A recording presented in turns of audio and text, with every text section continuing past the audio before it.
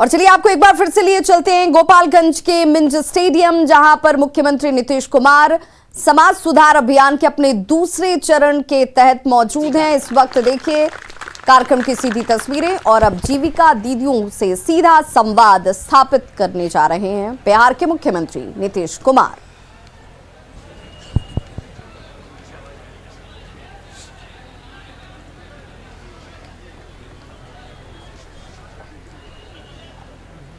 समाज सुधार अभियान के आज के कार्यक्रम में उपस्थित बिहार सरकार के माननीय मंत्री कृषि विभाग और गोपालगंज जिले के प्रभारी मंत्री श्री अमरेंद्र प्रताप सिंह जी, सारण जिले के प्रभारी मंत्री और बिहार सरकार के माननीय मंत्री विज्ञान एवं प्रावैधिकी विभाग श्री सुमित कुमार सिंह जी, सिवान जिले के प्रभारी मंत्री और बिहार सरकार के माननीय मंत्री पर्यटन विभाग श्री नारायण प्रसाद जी, माननीय मंत्री मद्य निषेध उत्पाद एवं निबंधन विभाग श्री सुनील कुमार जी, माननीय मंत्री खान एवं भूतत्व विभाग श्री जनक राम जी, इस कार्यक्रम में मौजूद महाराजगंज के माननीय सांसद श्री जनार्दन सिंह सिग्रीवाल जी, गोपालगंज के माननीय सांसद श्री आलोक कुमार सुमन जी, सिवान की माननीय सांसद श्रीमती कविता सिंह जी, यहाँ उपस्थित तरैया के माननीय विधायक श्री जनक सिंह जी, कुचाय कोट के माननीय विधायक श्री अमरेंद्र कुमार पांडे जी, अमनौर के माननीय विधायक श्री कृष्ण कुमार मंटू जी,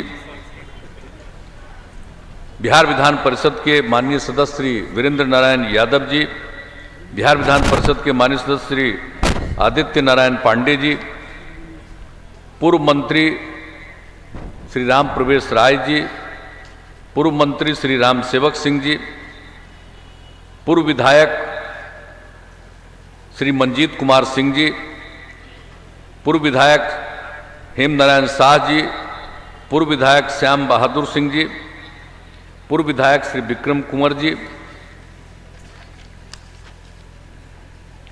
उपस्थित अजय सिंह जी, मुन्ना पटेल जी, इस कार्यक्रम में उपस्थित सभी सम्मानित नेतागण, जनप्रतिनिधिगण, मेरे प्रिय साथियों, और यहाँ इस कार्यक्रम में उपस्थित सभी सरकारी अधिकारीगण, मुख्यमंत्री के प्रधान सचिव श्री दीपक कुमार जी, बिहार सरकार के विकास आयुक्त जनाब आमिर सुबहानी साहब, बिहार के पुलिस महानिदेशक श्री ए.के. सिंघल जी, गृह विभाग के अपर मुख्य सचिव श्री चैतन्य प्रसाद जी, मद्य निषेध उत्पाद एवं निबंधन विभाग के अपर मुख्य सचिव श्री के पाठक जी, लघु जल संसाधन विभाग के प्रधान सचिव श्री रवि परमार जी, सामान्य प्रशासन विभाग के प्रधान सचिव श्री चंचल कुमार जी, गृह विभाग के सचिव श्री सेंथिल कुमार जी, परिवहन एवं आपदा प्रबंधन के सचिव श्री संजय कुमार अग्रवाल जी,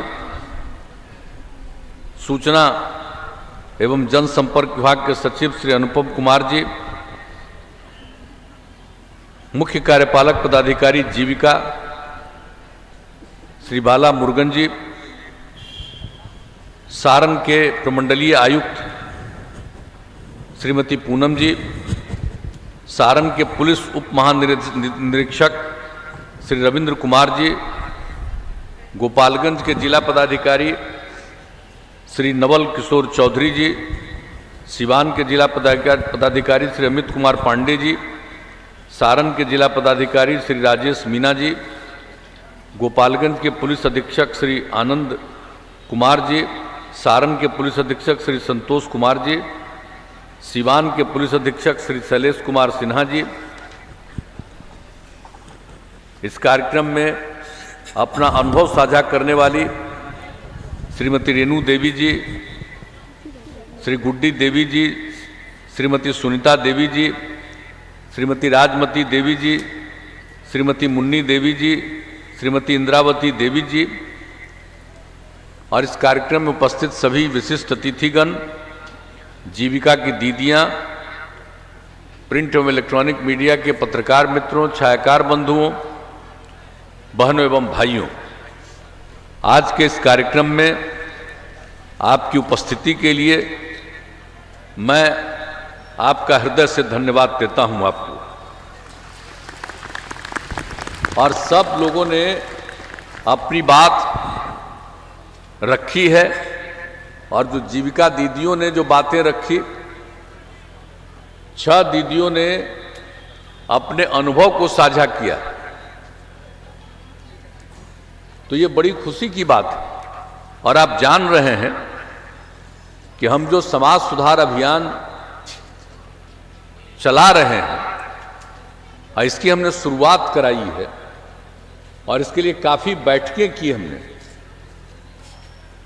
तो इसमें तो इन सारी चीजों को लेकर हम लोग चल रहे हैं ताकि जो शराबबंदी किया गया उसके प्रति पूरे तौर पर जागृति लोगों के मन में रहना चाहिए, बाल विवाह से मुक्त रहना चाहिए, दहेज प्रथा से मुक्ति पानी चाहिए और समाज को में आपस में प्रेम का और भाईचारे का भाव रहे और सब लोग मिलकर समाज को आगे बढ़ावें, विकास का काम हो, आपस में प्रेम का भाईचारे का भाव हो।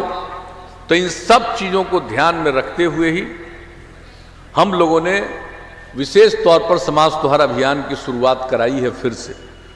आपको मालूम है कि जब यहाँ के लोगों की, महिलाओं की मांग हुई और तभी शराबबंदी लागू किया गया। वैसे तो हम शराबबंदी के पक्ष में थे, लेकिन जननायक कर्पूरी ठाकुर जी जब मुख्यमंत्री थे 77 में और उन्होंने शराबबंदी लागू किया और 2-2.5 साल के बाद वो हट गए और उसके बाद शराबबंदी को बंद कर दिया। हम तो अपने छात्र जीवन से शराबबंदी के पक्ष में और शराब के बहुत खिलाफ रहे और इस बात को लेकर के मेरे मन में था कि जरूर हो, लेकिन हमने शराबबंदी के लिए लोगों को प्रेरित करने की कोशिश हम लोगों ने जरूर की कि शराब नहीं पीना चाहिए, ये सब बात, लेकिन शराबबंदी लागू नहीं कर पा रहे थे। हमारे मन में एक आशंका थी कि हम लागू कर पाएंगे कि नहीं कर पाएंगे, लेकिन 15 में एक कार्यक्रम में जो इसी तरह से आज सब बैठी हैं, जीविका समूह का कार्यक्रम पटना में था और उस कार्यक्रम में जब हम अपनी बात रख दिए कि महिलाओं के उत्थान के लिए और जितना काम किया जा रहा है, सब बात को रखने के बाद हम जब बैठने जा रहे थे तो उसी बीच में अनेक महिलाओं ने खड़ा करके कहा कि शराबबंदी लागू कीजिए। तो जब हम बैठ रहे थे तो हमारे मन में ये बात आई और मेरे साथ जो अन्य लोग बैठे हुए थे उनसे भी हमने पूछा, कहा कि नहीं तो कह रही है शराबबंदी लागू कीजिए। तो लौट करके हम आए और फिर हमने उस दिन इस बात को कह दिया कि देखिए, वो जुलाई महीना था 2015 का, 3 महीने के बाद चुनाव होने वाला था। तो हमने कहा कि भाई अगर अगली बार फिर हमको मौका मिला तो निश्चित रूप से शराबबंदी लागू करेंगे, ये ऐलान किया था उस समय। और उसके बाद जब फिर सरकार बन गई, फिर अवसर मिल गया, तो अवसर मिल गया तब 20 तारीख के करीब नवंबर में शपथ हो के सरकार बन गई। तो 26 तारीख को, जो 11 तारीख से ही 26 तारीख से ही हम लोग जो अभियान चलाते थे, तो उसी दिन 26 नवंबर को ही 2015 में हम लोगों ने जो बातचीत की और उसी समय हुआ कि भाई हम लोगों की प्रतिबद्धता है, शराबबंदी लागू करेंगे, इसके लिए पूरे तौर पर जागरूकता लाई जाए और इसका पूरा का पूरा अभियान चलाया जाए। ये उसी समय से ये शुरू हुआ और आज मुझे खुशी है कि हमारे जो अधिकारी यहाँ पर आपको बोल रहे थे अभी सबसे पहले, जो के पाठक जी, जो अपर मुख्य सचिव मद्य निषेध उत्पाद एवं निबंधन विभाग हैं, अभी फिर से इनको, जब चले गए थे बाहर, फिर जब आए हैं तो हमने कहा किसी को देखिए, इनको याद है 26 नवंबर को 2015 को जब काम शुरू करने की बात हम लोगों ने कही, उस समय यही थे इस विभाग में, और उस समय से जो इन लोगों ने काम इस तरह से अभियान चलाया कि हम लोग इसको लागू करने में कामयाब हो गए। जब हम लोगों ने इसको 1 अप्रैल से लागू कर दिया, और उस समय तो हम लोगों ने लागू किया था कि गांव हो या शहर हो, ग्रामीण इलाका, सब जगह देसी शराब पर बंदी और ग्रामीण इलाकों में विदेशी शराब पर भी बंदी। लेकिन जो शहरी इलाका था, खास करके जो नगर निगम और नगर निकाय वाला जो इलाका है, उन जगहों पर हम लोगों ने विदेशी शराब को इजाजत दिया। कहा कि गांव में तो बड़ा अभियान चला पिछले 3-4 महीनों से, शहरी इलाकों में अभियान नहीं चला। तो हम लोगों ने उस समय यही सोचा था कि भाई अभी शहरी इलाके में हम रहने देंगे विदेशी शराब और बाद में करें। और साहब, जब पूरे बिहार में 1 तारीख को लागू हुआ और शहरी इलाके में ही सिर्फ हमने विदेशी शराब को छोड़ दिया, और उसके बाद जब 1 तारीख से शुरू हुआ और जो शहरी इलाकों में महिला हो या पुरुष हो या बच्चे हो बच्चियां हो, इन लोगों ने खूब जुलूस निकाला, और 1 अप्रैल से जो शराब की दुकानें खुलने वाली थी, उन शराब की दुकानों पर बाहर खड़ा होकर के शराब की दुकान को नहीं खोलने दिया। ये बड़ी उस समय मुझको तो भीतर से खुशी हो रही थी कि हमको लगा कि शहरी क्षेत्र में हम लोगों ने अभी पूरा नहीं चलाया है अभियान, ग्रामीण क्षेत्रों में चला है। तो शहरी क्षेत्र की ये हालत देख करके हम लोगों को बहुत अच्छा लगा, और भिन्न शहरों में ये स्थिति रही। 1 तारीख, 2 तारीख, 3 तारीख, 4 तारीख को अप्रैल में ऐसा रहा। तो 4 तारीख को शाम में हमने बैठक बुलाई और उसी में तय किया कि अगले दिन कैबिनेट से करेंगे।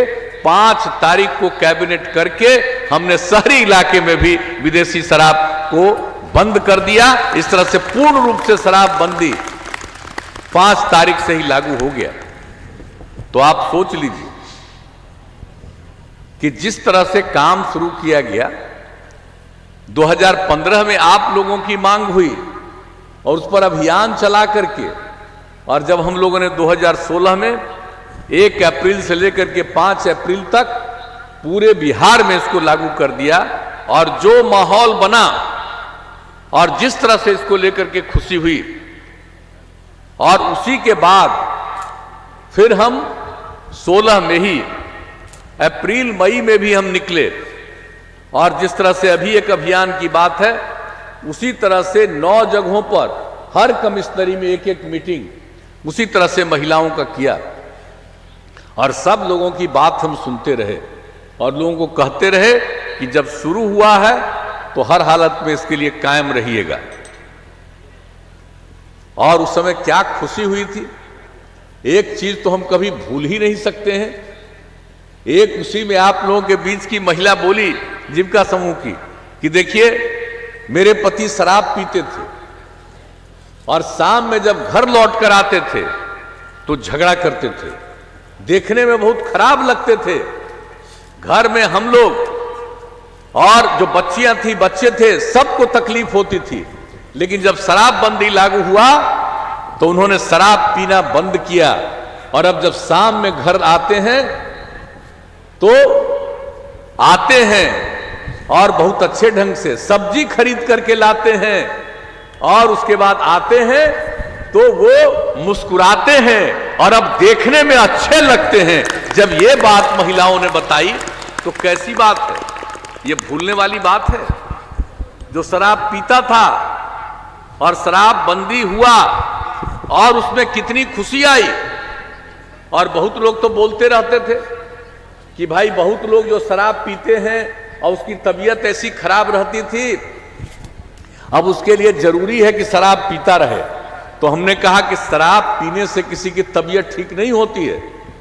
अब बिहार में हम लोगों ने लागू किया कि किसी भी कीमत पर नहीं, और बाहर इसके लिए पूरा का पूरा कई जगहों पर इंतजाम कराया कि सब भर्ती होंगे और एक एक चीजों को ट्रेनिंग दिया जाएगा कि भाई किसी भी तरह से आपको शराब पीने से आपको कोई खुशी नहीं होगी, और इस तरह से एक एक काम किया गया। तो आप जानते हैं, लेकिन आप तो जानते हैं कि जब कोई भी काम करिए लोगों में कितना अच्छा हुआ। हमने बच्चे बच्चियों को कहा था कि अपने अपने परिवार में लिखवाइए, अगर कोई शराब वराब पीते रहते थे तो सब लिखवा करके कि कोई शराब नहीं पिएंगे। करोड़ लोग से भी ज्यादा लोगों ने लिख करके दे दिया कि हम लोग कभी शराब नहीं पिएंगे। तो एक एक तरह का चीज किया गया। तो कैसी स्थिति आई, लोगों में कितनी अच्छी भावनाएं पैदा हुई। लेकिन आप तो जानते हैं कि समाज में जो मनुष्य है, इन सब हम सब लोगों के बीच में कुछ लोग तो गड़बड़ करने वाला रहता ही है। चाहे कितना भी अच्छा काम करिए, कुछ न कुछ घचपच करेगा, उल्टा पुल्टा करेगा, ये स्वभाव होता है। आप जरा देख लीजिए, किसी भी धर्म को मानने वाले हों, अपने धर्म के बारे में देखिएगा कि जितने लोग भगवान आए, अल्लाह आए, सब आए, उस समय भी किस तरह से गड़बड़ करने वाले लोगों ने क्या क्या बदमाशी किया था। तो गड़बड़ करने वाले लोग तो कुछ होते ही हैं, लेकिन हमेशा उन लोगों को भी कोशिश करनी चाहिए समझाने का। तो ये हम आज आप लोगों से यही कहेंगे, हम पहले भी कहते हैं कि पूरे तौर पर ये अभियान चलाने का मकसद क्या है, ये लोगों के बीच में कहना, लोगों के बीच में पूरी बात कहना।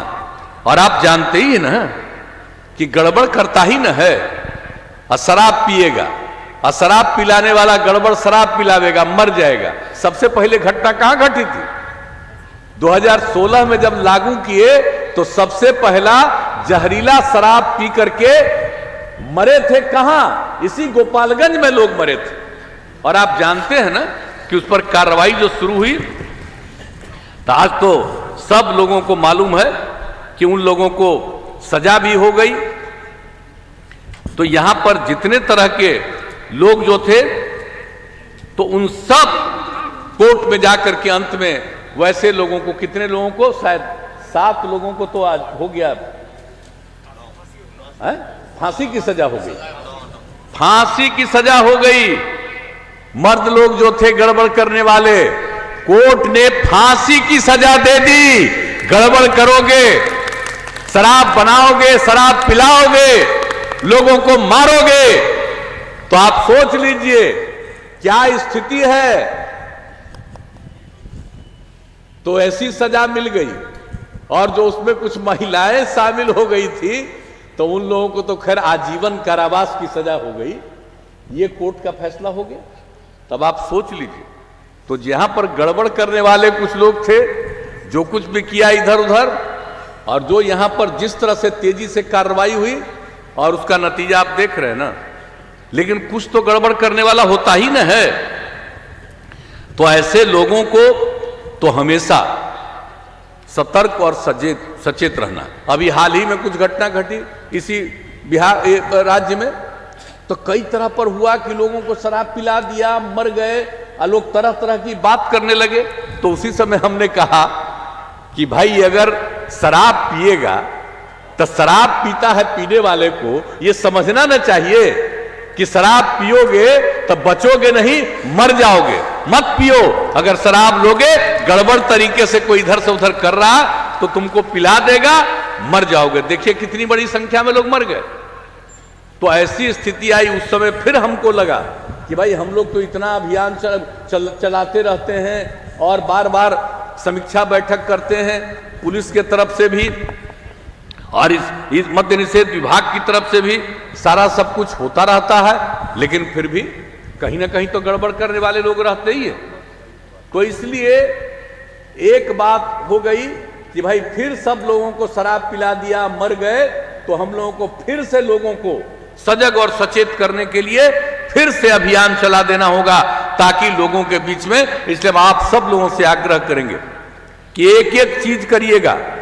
कुछ तो गड़बड़ करने वाला लोग है, तो अगर कोई गड़बड़ करने की कोशिश करे तो भाई आप बहनें बैठी हुई हैं, जीविका दीदियां, हम कहेंगे कि जरूर निरंतर और आपके उत्थान के लिए जो काम हुआ और जीविका दीदियों ने ही जो बातें कही है और किस तरह से आगे बढ़ रहे हैं, समाज को आगे बढ़ रहे हैं, न सिर्फ परिवार को बल्कि पूरे समाज को आप आगे बढ़वा रहे हैं। और महिलाएं कितना आगे बढ़ रही हैं, महिलाओं को उत्थान के लिए कौन सा काम नहीं। जीविका दीदियां हमने शुरू किया, स्वयं सहायता समूह तो बिहार में बहुत कम था, लेकिन जब काम करने का मौका बिहार के लोगों ने दिया, हमने उसी समय जाकर के देखा कि आखिरकार स्वयं सहायता समूह का काम बहुत कम है, लेकिन फिर भी हम कुछ जगह पर गए, मुजफ्फरपुर हम गए और वहां पर जाकर के हमने देखा कि भाई खूब अच्छा काम नहीं चल रहा, फिर भी महिलाओं में कितनी जागृति है। और हम लोगों ने सोचा इसको हम और आगे बढ़ाएंगे।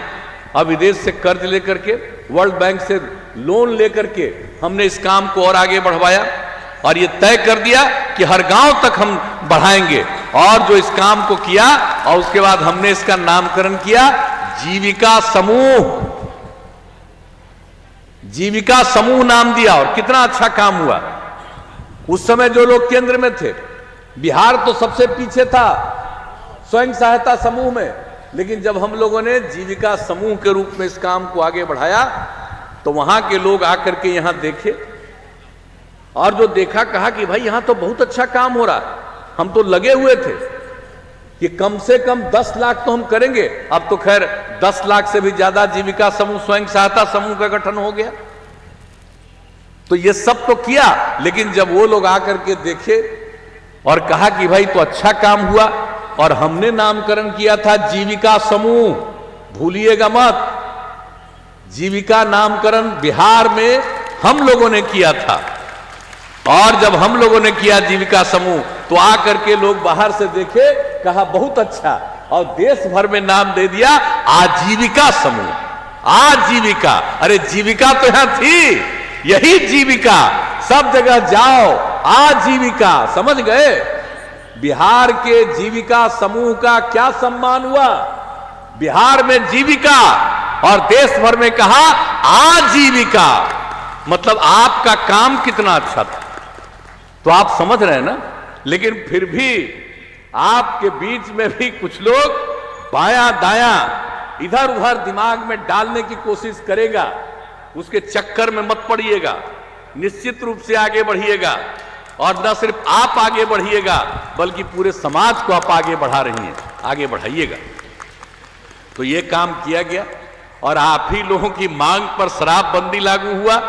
इसलिए हम यही आपसे आग्रह करेंगे कि पूरे तौर पर हमेशा जागृत रहिएगा, जागरूक रहिएगा और सब जगह अपने अपने इलाकों में चलाते रहिए, बोलते रहिए। इसमें क्या बुराई है भाई, जब हर सप्ताह आप मीटिंग होती ही है तो हर सप्ताह एक बार आप लोग उस मीटिंग में करिए और पूरे गांव में और पूरा जो जीविका समूह जिस इलाके में है उस सब इलाके में घूम घूम करके शराबबंदी के पक्ष में बोलिए। और सिर्फ शराबबंदी की बात नहीं, उसके साथ साथ बाल विवाह और दहेज प्रथा के खिलाफ, तो इन तीनों चीजों के बारे में हर सप्ताह निश्चित रूप से आप चलाते रहिए, लोगों के मन में ये बात रहे। और दूसरी बात, आप जानते हैं ना, कुछ लोग तो गड़बड़ करता ही न है, तो अंदर से तो पते न चल जाता है कि गड़बड़ करता है।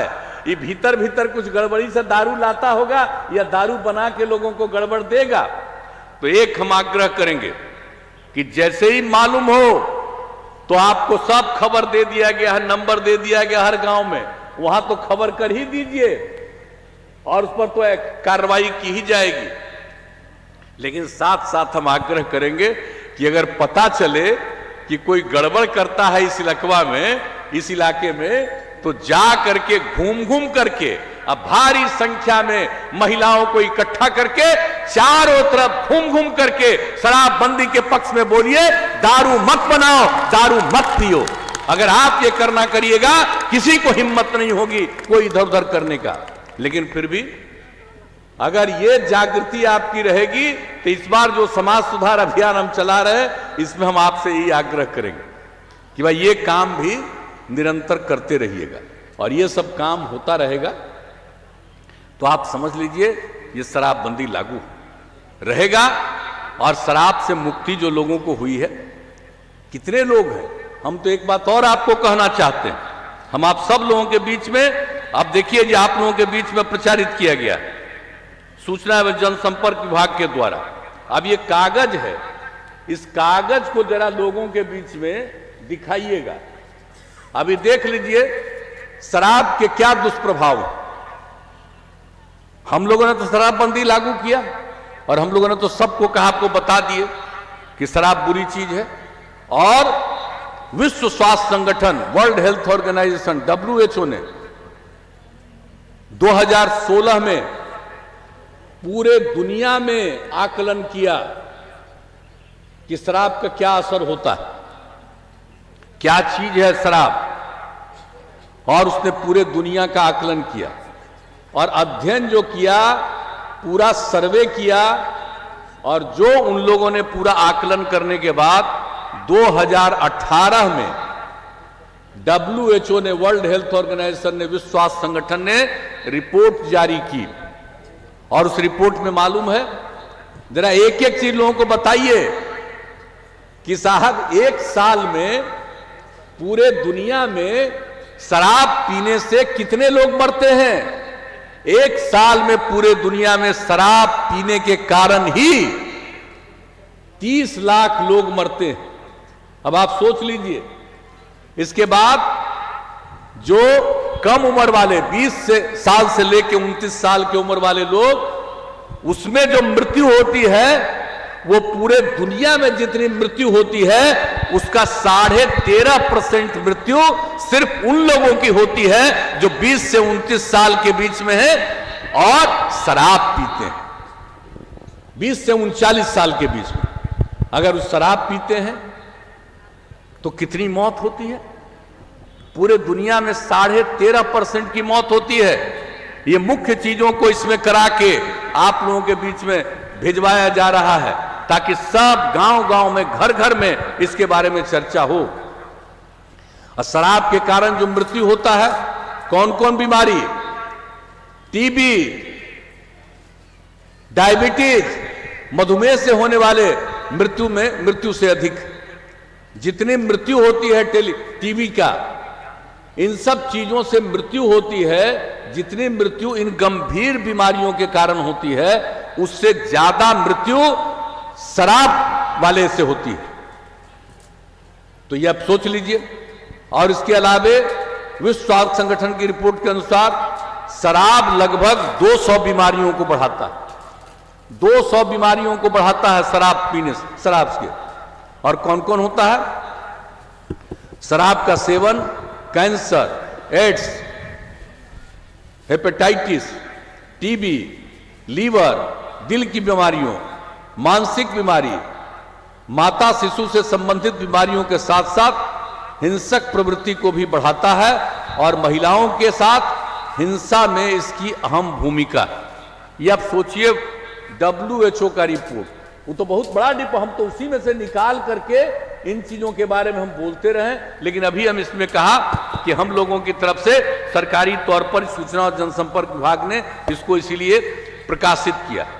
और यहां पर आप लोगों को मिला होगा, हमको नहीं पाता हूं, डीएम साहब मिला है ना सब लोगों को जी, तो सब लोगों को मिला है। इस सब लोगों के घर में पहुंचवाइए, एक एक चीज आप लोग देखिए। और इसके बाद आप जानते हैं शराब पीने के कारण आत्महत्या,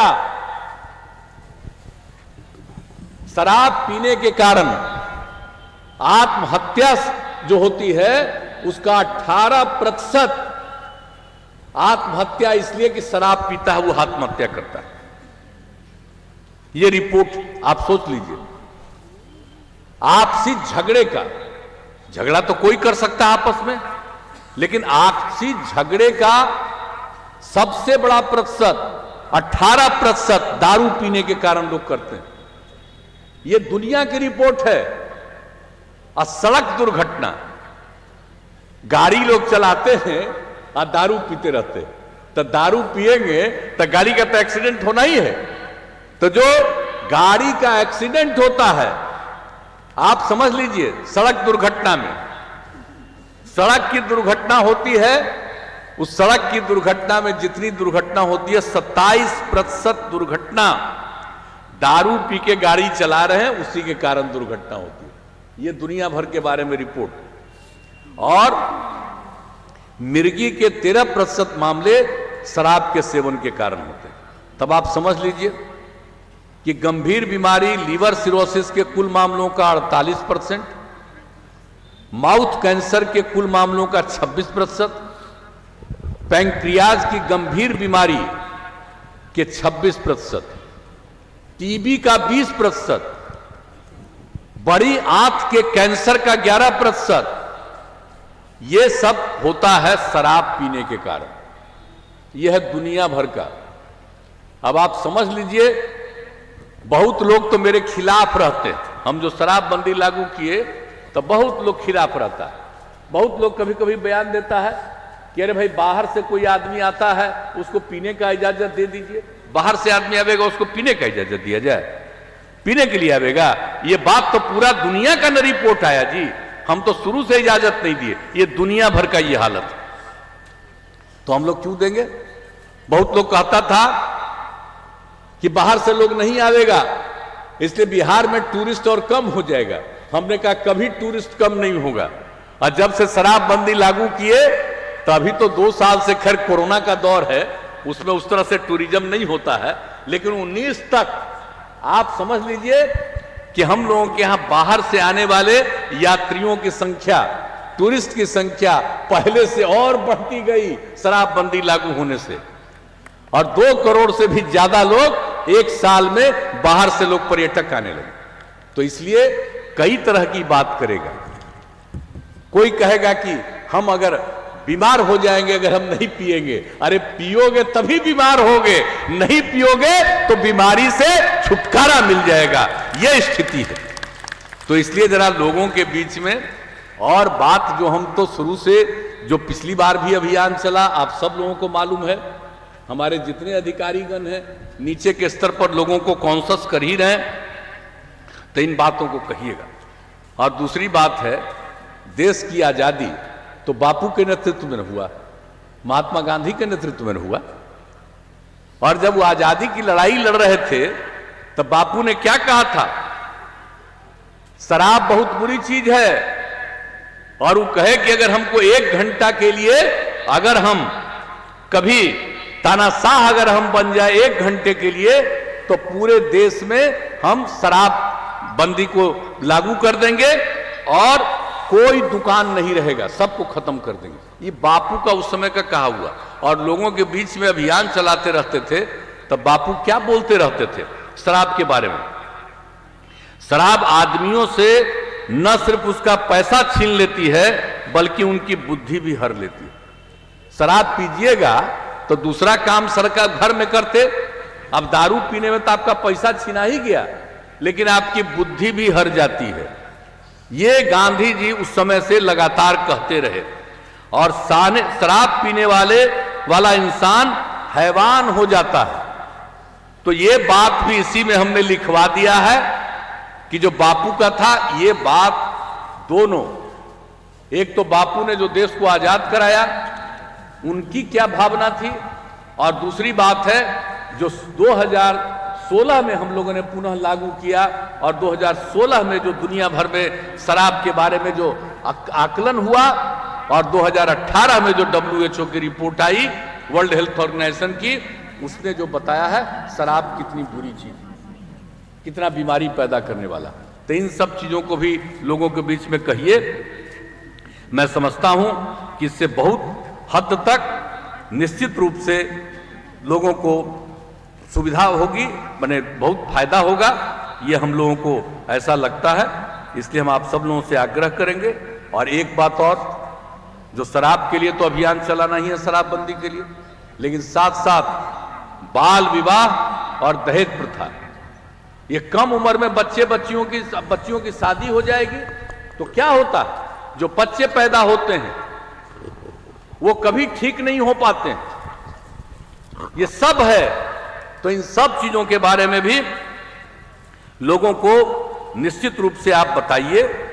और दहेज प्रथा तो कितनी बुरी चीज, किस तरह से महिलाओं को तबाह किया जाता है।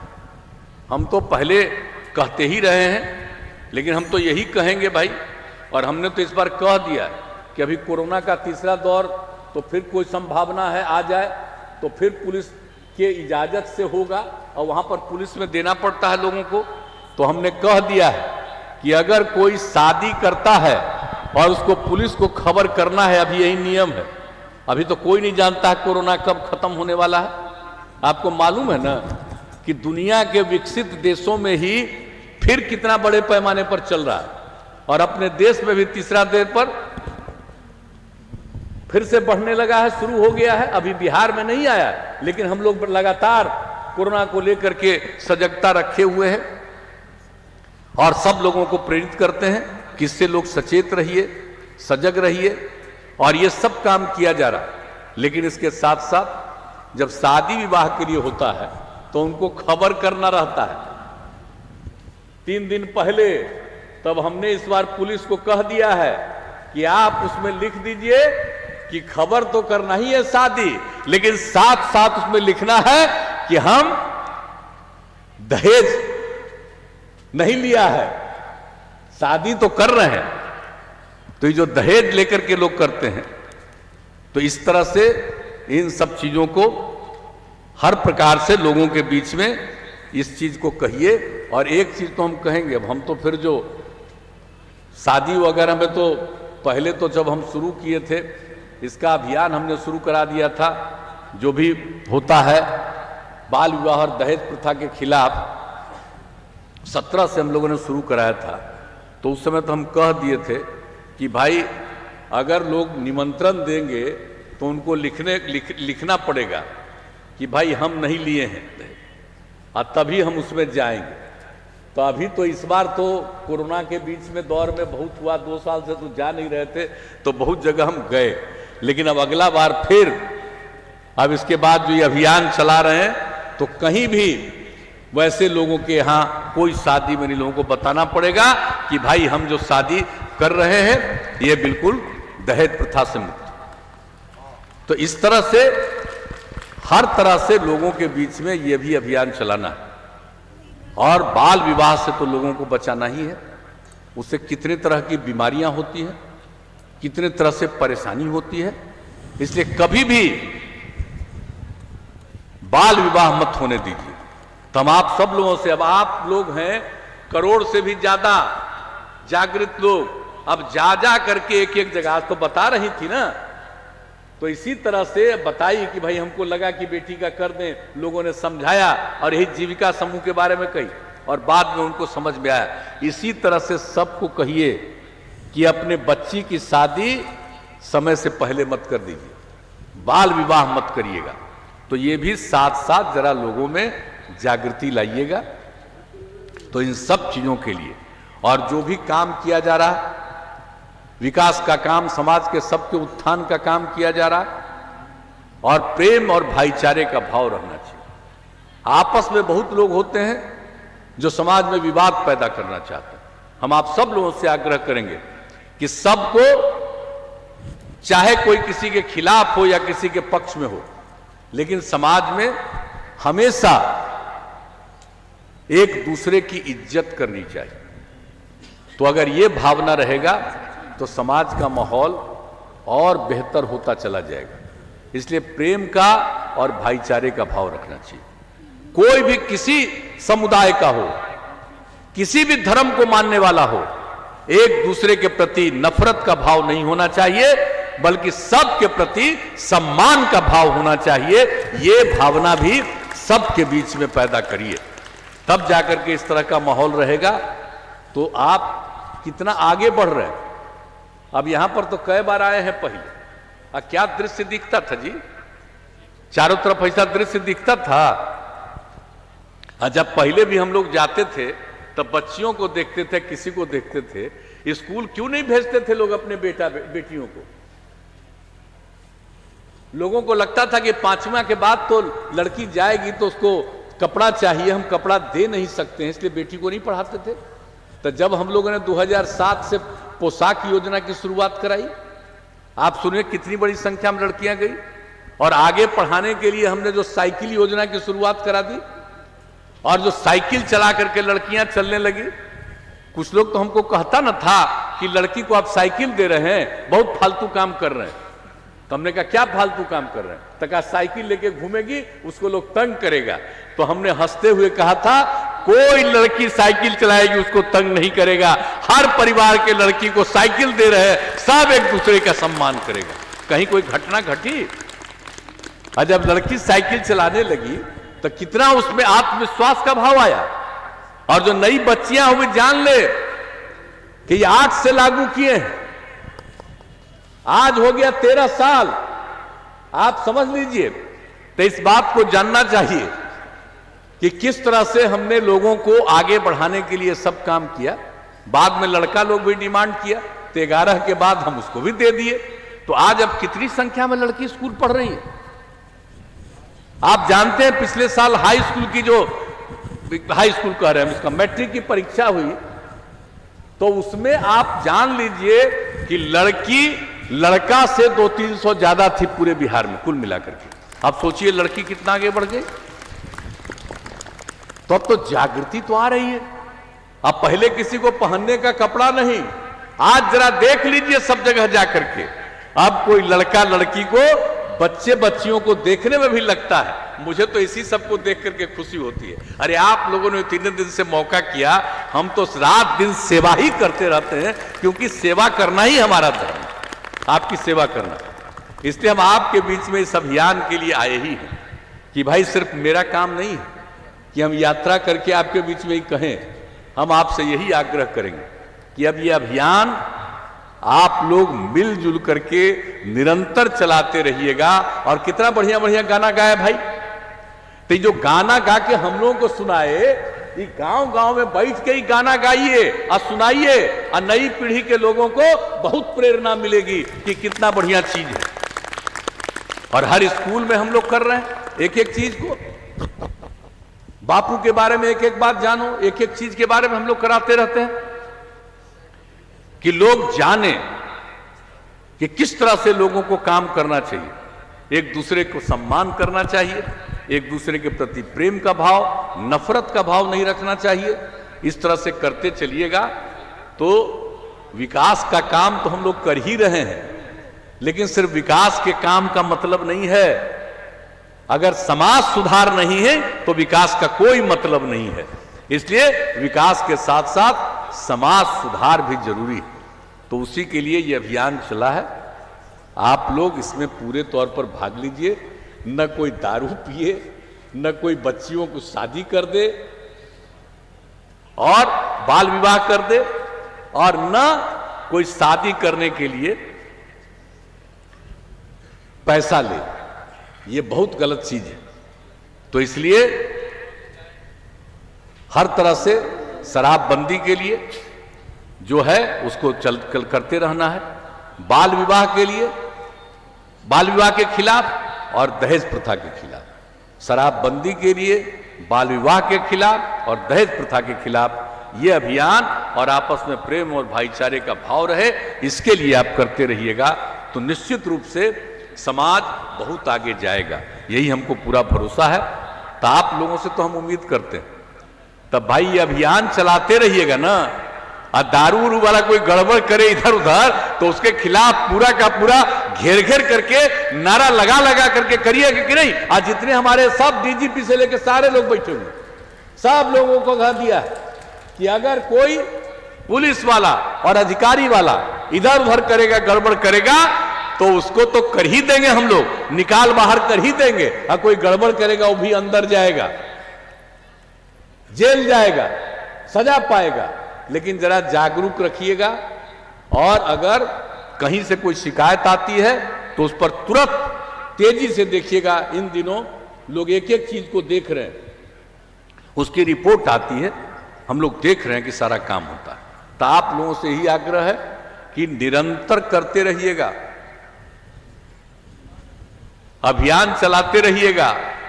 इधर उधर कोई गड़बड़ करे और गांव में अगर कोई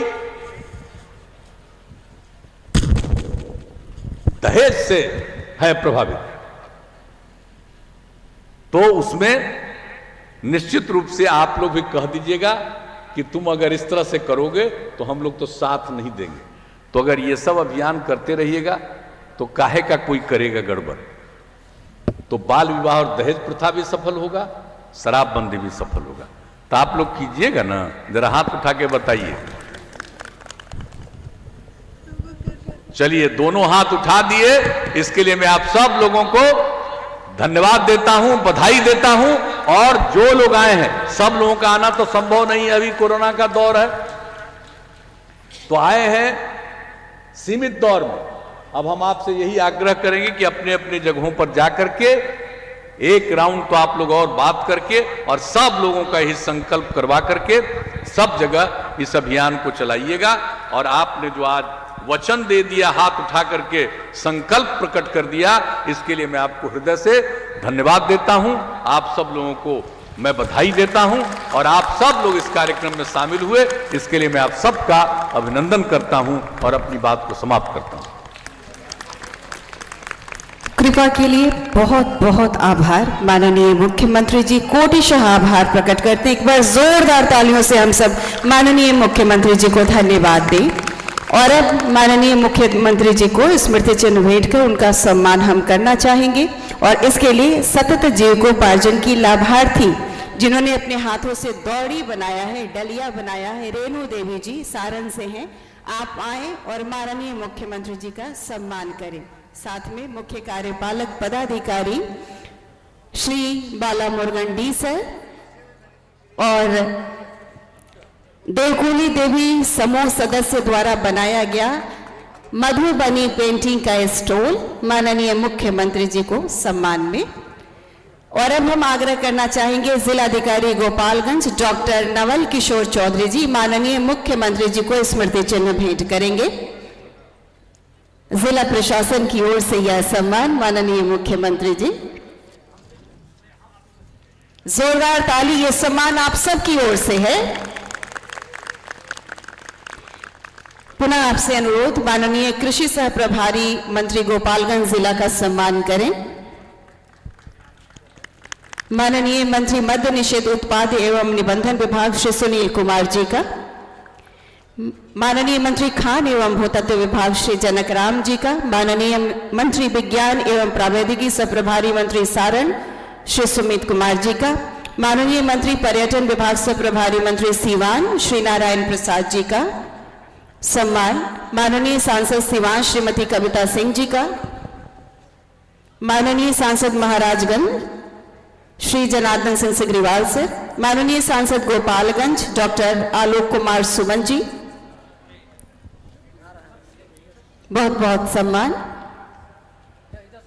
और अब हम आग्रह करेंगे माननीय मुख्यमंत्री जी के प्रधान सचिव श्री दीपक कुमार जी का सम्मान करें। विकास आयुक्त बिहार जनाब आमिर सुभानी जी का सम्मान, पुलिस महानिदेशक बिहार श्री एस.के. सिंघल जी का सम्मान, अपर मुख्य सचिव मद्य निषेध उत्पाद एवं निबंधन श्री के पाठक सर का, अपर मुख्य सचिव गृह विभाग श्री चैतन्य प्रसाद जी का, माननीय मुख्यमंत्री जी के प्रधान सचिव श्री चंचल कुमार जी का सम्मान,